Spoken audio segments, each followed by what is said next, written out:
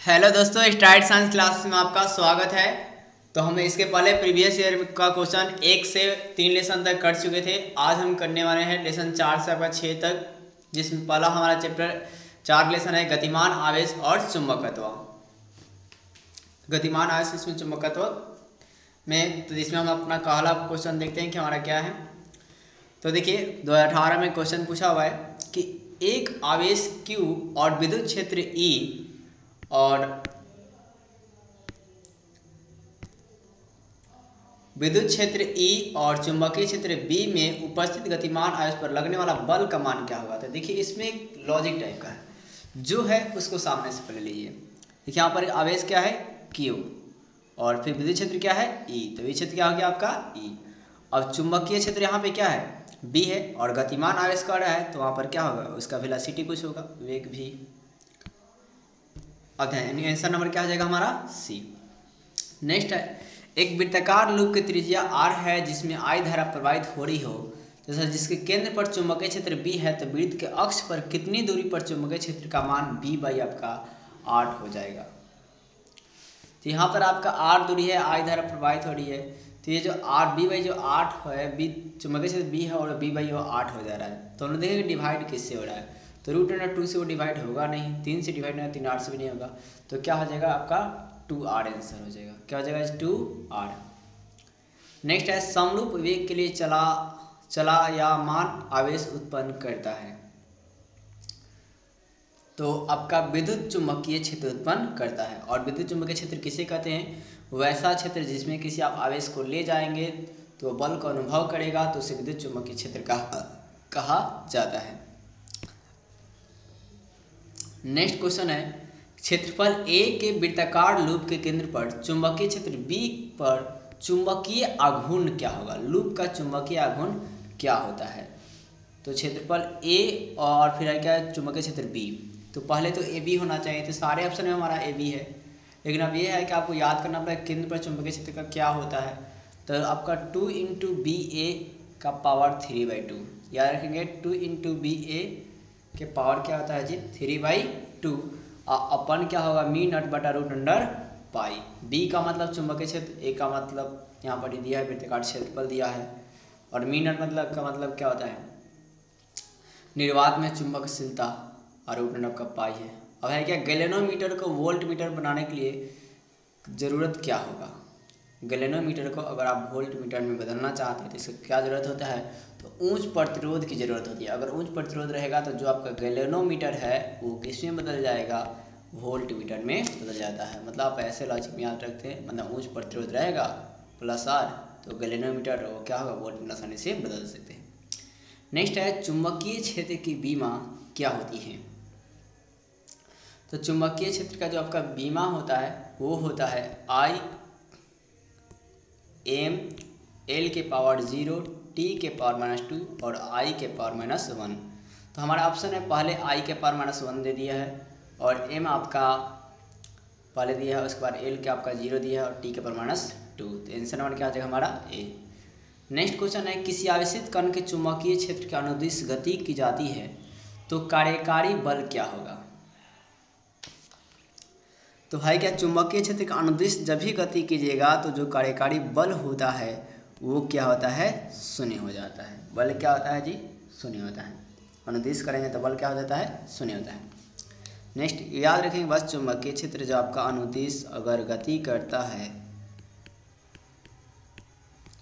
तो जो आपका कार्य होगा वो क्या हो जाता है शून्य हो जाता है। नेक्स्ट हमारा क्वेश्चन है कि क्षेत्रफल ए वाले वृत्ताकार लूप के केंद्र पर चुंबकीय क्षेत्र B है, तो लूप के केंद्र पर काफ़ी दूरी R पर अक्षीय बिंदु पर चुंबकीय क्षेत्र का क्या होगा। अक्षीय दूरी पर चुंबकीय क्षेत्र आपका क्या होगा ये बताना है।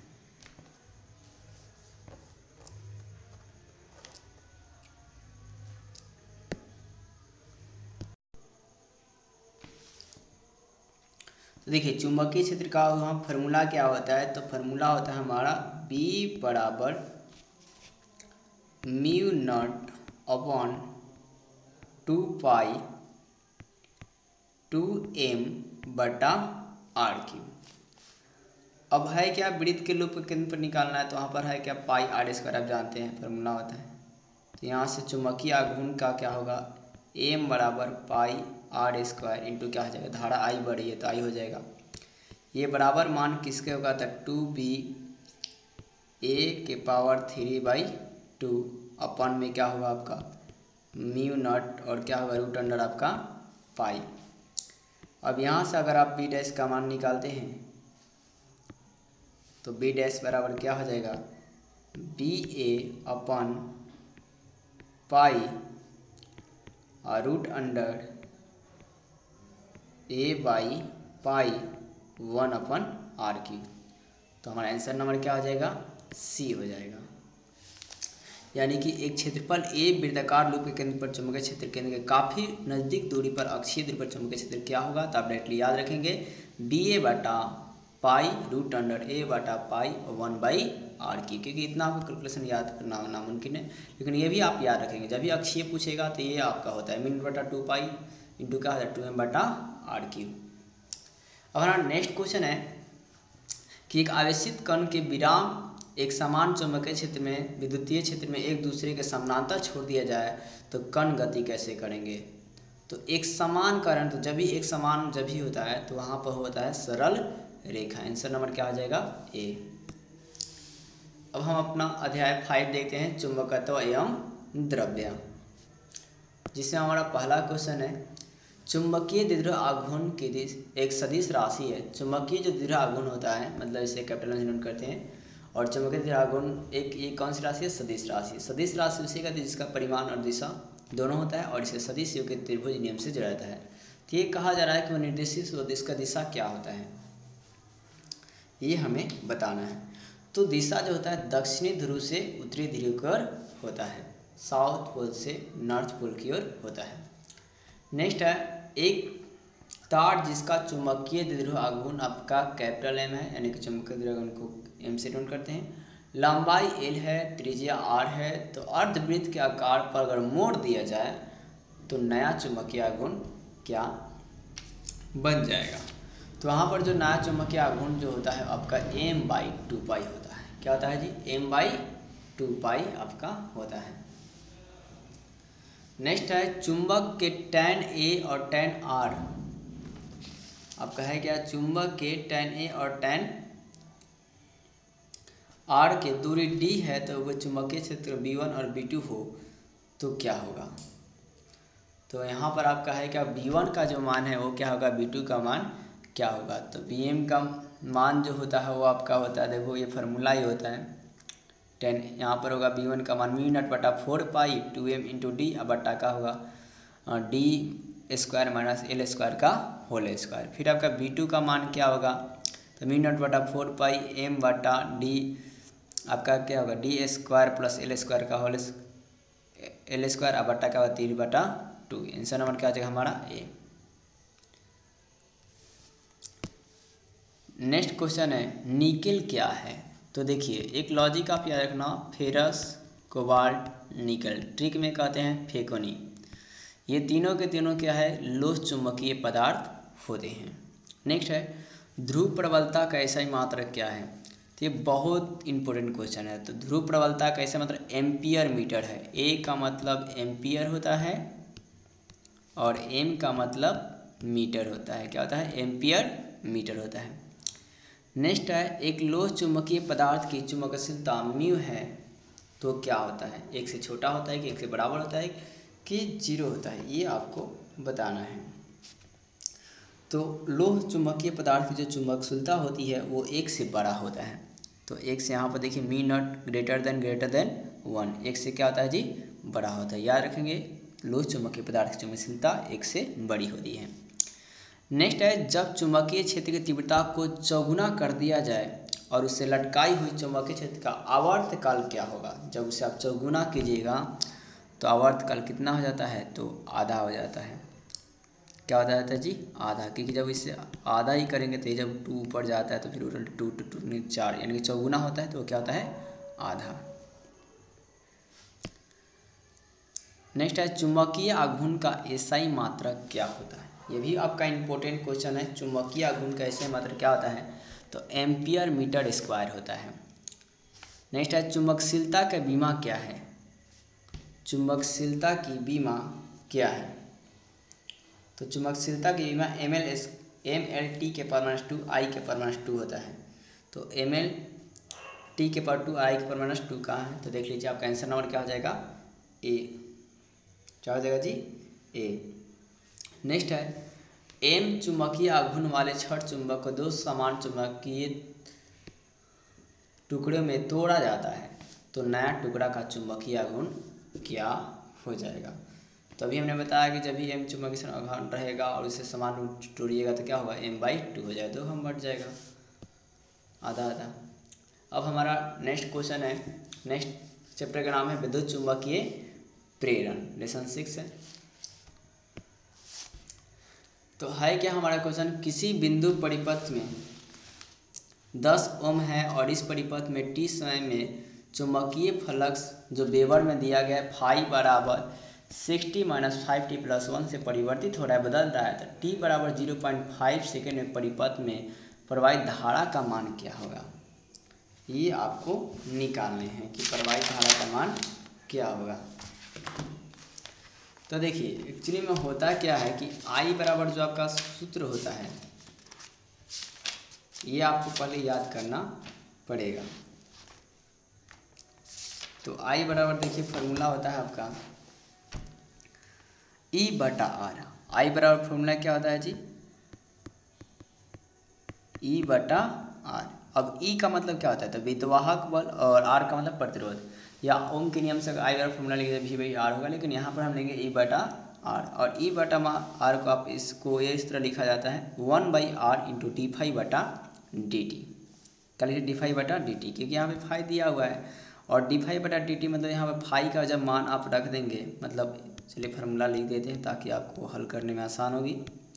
1/R माइनस dφ/ क्या हो गया, dt।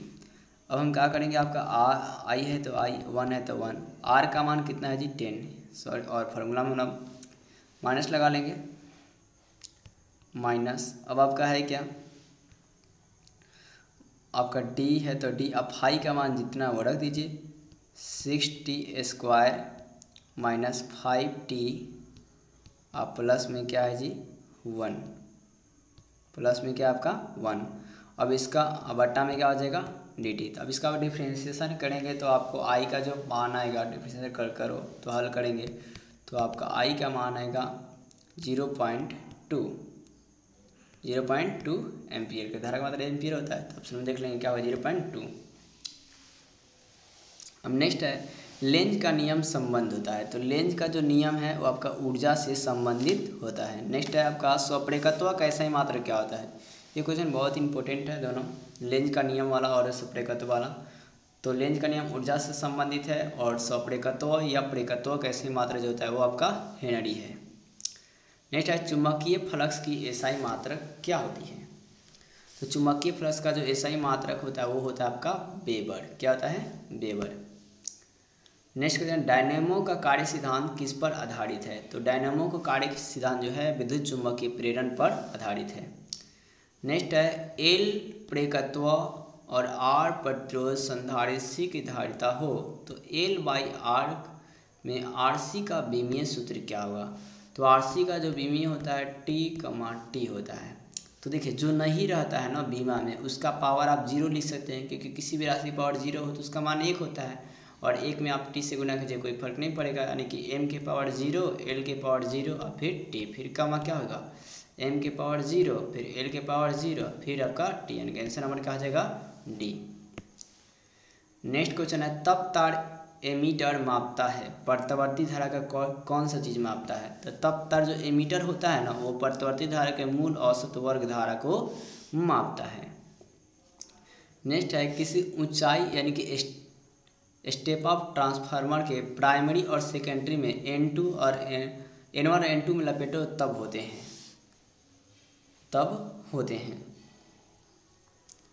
तो ये आपको बताना है। तो क्या होता है कि N2 बड़ा हो, N1 जो आपका जो N2 होता है वो बड़ा होता है N1 से, मतलब द्वितीयक जो कुंडली होती है उसमें फेरों की संख्या ज़्यादा होती है और प्राथमिक में फेरों की संख्या कम होती है ऊंचाई ट्रांसफार्मर में।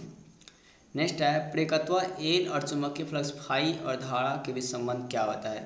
तो आपका जो संबंध होता है वो फाई बराबर एल आई होता है। फाई बराबर क्या होता है, एल आई, याद रखेंगे फाई बराबर क्या होगा, एल आई।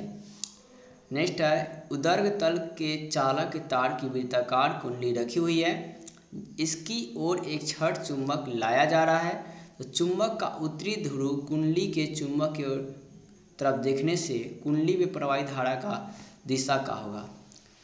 तो देखिए आपका क्वेश्चन क्या आ रहा है कि तार का एक वृत्ताकार तार है और इसके छड़ चुंबक को, किसी छड़ चुंबक को आप ला रहे हैं, तो छड़ चुंबक की तरफ अगर देखिएगा, इस चुंबक की तरफ आप देखिएगा तो कुंडली में प्रवाहित धारा की जो दिशा होगी वो दिशा क्या होता है, तो दिशा आपका हो जाएगा वामावर्त। क्या हो जाएगा जी, वामावर्त। नेक्स्ट है एक सीधा चालक छड़ पूरब से पश्चिम की ओर क्षैतिज स्थिर रखा गया है, तो इसमें गिरने वाले के लिए छोड़ दिया जाता है, तो सिरों के बीच का विभवांतर क्या होगा, ये आपसे पूछा जा रहा है। तो सिरों के विभवांतर जो होगा ना वो बढ़ता जाएगा, क्योंकि आपको बताया गया कि सिरों पर क्या होता है, वहाँ पर आवेश ज़्यादा निकलते हैं तो विभवांतर भी क्या होंगे, ज़्यादा होंगे। तो दोस्तों इसी के साथ ये भी हमारा चैप्टर लेसन 6 समाप्त होता है। अगर वीडियो आपको अच्छी लगी हो तो वीडियो को लाइक और सब्सक्राइब ज़रूर करें।